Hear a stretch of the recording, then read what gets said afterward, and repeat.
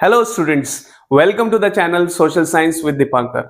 आज के इस वीडियो में हम चर्चा करने जा रहे हैं बहुत ही important chapter, the first chapter from your political science book class 10th, power sharing. इस चैप्टर की आउटलाइन क्या है, इसको इसमें समझेंगे और उसके बाद चैप्टर को टॉपिक वाइज हम इसको कवर करेंगे। सबसे पहले मैं आपसे रिक्वेस्ट करूंगा, जो चैनल पे नए हैं प्लीज चैनल को सब्सक्राइब कीजिए और वीडियो को अंत तक देखिए। वीडियो को अंत तक देखने से आपको पूरा टॉपिक क्लियर समझ में आएगा और इसके बाद भी जो भी इस सीरीज में जो भी वीडियोस आपको अवेलेबल होंगे या मिलेंगे उसको भी जरूर देखिएगा, क्योंकि सारा टॉपिक एक वीडियो में कवर करना मुश्किल है, तो इसलिए हम इसको कई पार्ट्स में इसको डिस्कस करेंगे। तो what are the topics that we are going to cover in this chapter? What is the outline of the chapter? Let us see. I have written it on the board, which are the most important topics. The chapter begins with the ethnic composition of Belgium and Sri Lanka. इस chapter में हम दो countries का case studies discuss करते हैं, Belgium और श्रीलंका, और दोनों कंट्रीज का डेमोग्राफिक कॉम्पोजिशन क्या है, एथनिक कॉम्पोजिशन क्या है, किस तरह की कौन सी कम्युनिटीज वहां रहती है, बेल्जियम में कौन सी कम्युनिटीज रहती है, श्रीलंका में कौन सी कम्युनिटीज रहती है, उसको हम इसी वीडियो में डिस्कस करेंगे। आगे हम इसमें चैप्टर के आउटलाइन में समझेंगे, जो कि इस वीडियो में नहीं समझेंगे, अगले आने वाले वीडियो में हम इसको समझेंगे, Belgian model of power sharing. Belgium में पावर शेयरिंग को किस तरह से अडॉप्ट किया गया, किस तरह से वहां की जो प्रॉब्लम्स थी, जो कॉन्फ्लिक्ट थी, कॉन्फ्लिक्ट भी क्या है वो भी मैं डिस्कस करूंगा थोड़ी देर में। मेजोरिटेरियनिज्म इन श्रीलंका, और श्रीलंका में किस तरह से कौन सी पॉलिसी अपनाएगी, मेजोरिटेरियनिज्म की पॉलिसी क्या है, that also I am going to discuss, but let me tell you briefly. Majoritarianism is that policy in which we favour the majority community. Okay, so majoritarianism was adopted in Sri Lanka. Then the next important topic that we are going to cover in the chapter is forms of power sharing. What are the different forms of power sharing, how power can be shared, okay, in different ways, that also we will understand.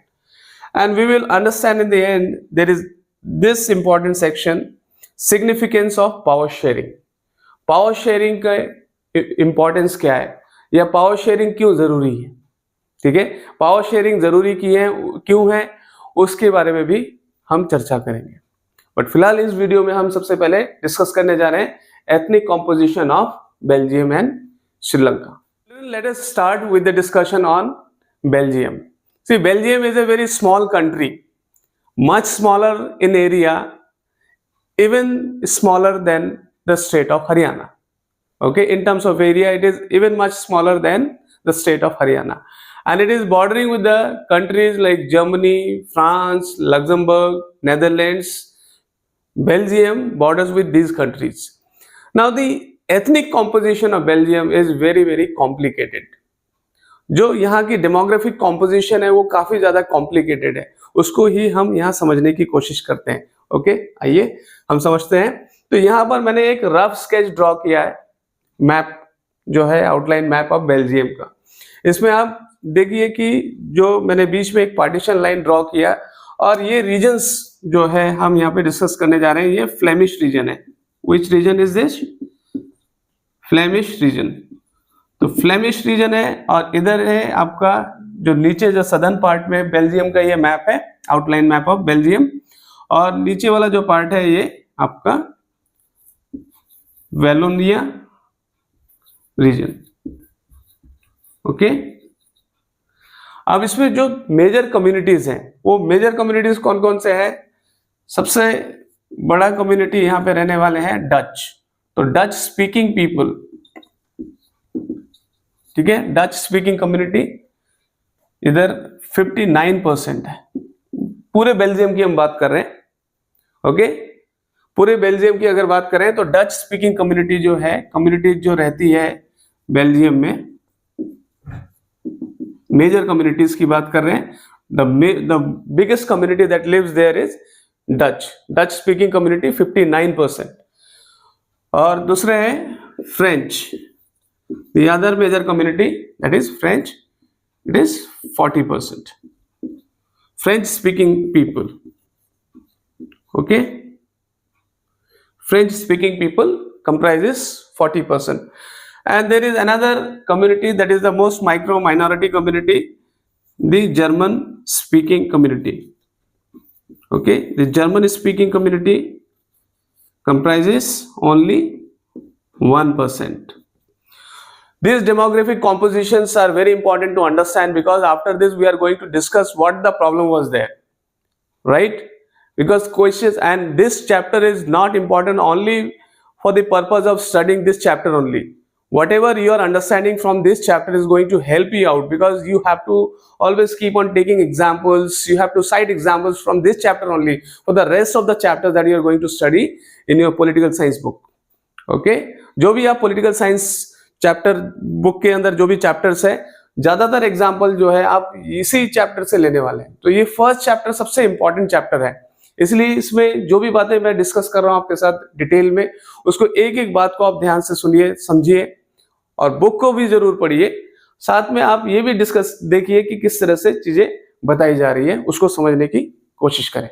Okay, just recap the main points here. The main point that we are discussing here, the major communities that are living there in Belgium, the small country, very small country of Belgium.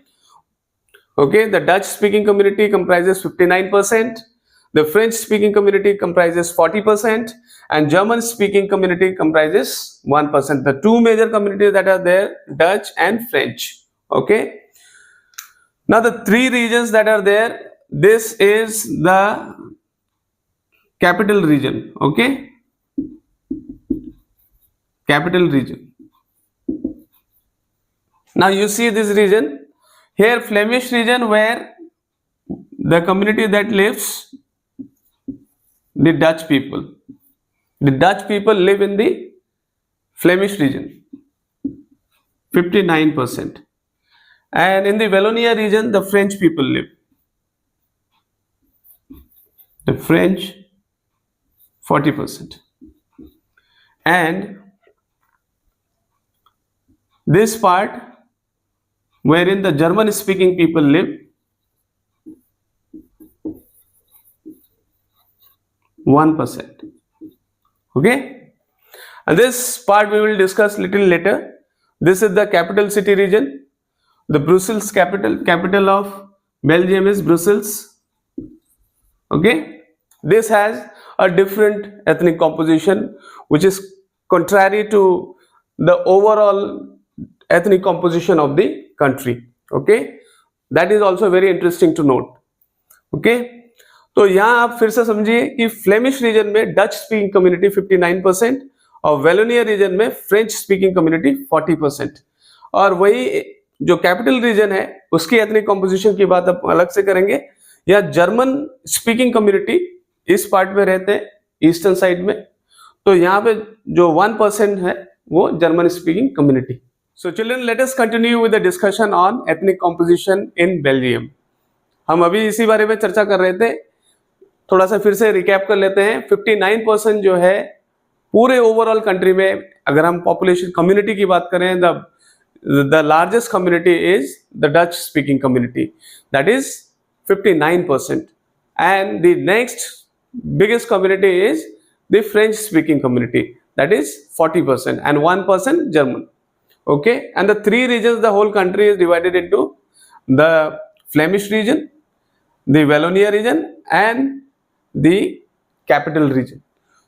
Just now I was telling you that we will discuss the ethnic composition of the capital region as well. Okay, in the entire country, if we look at the entire country, we see the Dutch speaking community is the largest community with 59%, and then we have the French speaking community, that is 40%. Okay, in the entire country. But if we talk about the capital region, the Brussels capital region, we will get to see something very interesting.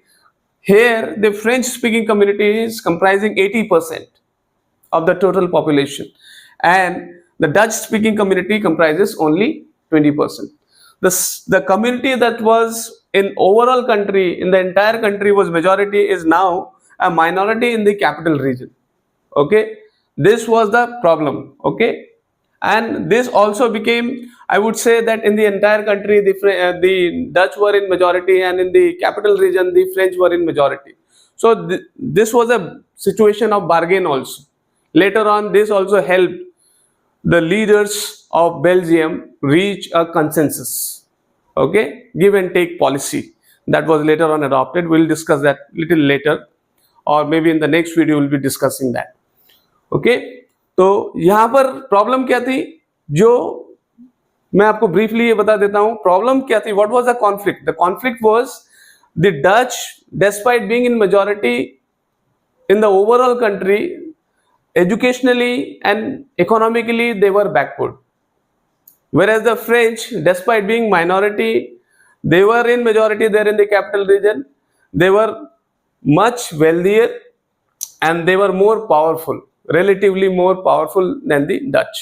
So Dutch were in majority in the entire country, but the benefits of education, and if we talk about their financial status, if we talk about their socio-economic status, the Dutch were behind the French. Okay, the French were relatively more powerful, they were much richer. So this was the point of conflict.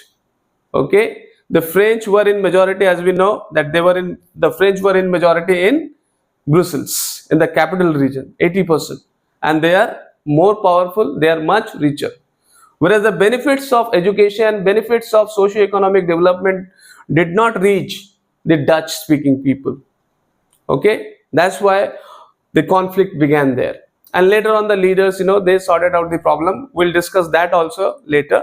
But here we are talking about the ethnic composition. So you got to understand very clearly what is the ethnic composition and what is the ethnic composition in the entire country and how is it different from the capital region.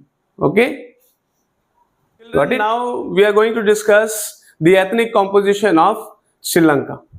Sri Lanka का ethnic composition में यहाँ पर I have drawn a rough outline map of Sri Lanka and let us understand the ethnic composition in Sri Lanka. जो demographic composition है श्रीलंका का उसको समझने की कोशिश करते हैं. देखिए यहाँ पर जो दो मेजर कम्युनिटीज हैं, सबसे पहले सिनालाज. यहाँ सिनालाज स्पीकिंग कम्युनिटी है जो कि 74%. ओके, मेजॉरिटी कम्युनिटी जो है वो सिनालाज है. whereas the next major community that we have there is the Tamil speaking people, 18%. तो ये यहाँ की डेमोग्राफिक कॉम्पोजिशन है. इस डेमोग्राफिक कॉम्पोजिशन में आप ये देखेंगे कि श्रीलंकन तमिल्स में दो कैटेगरीज हो गई, श्रीलंकन तमिल्स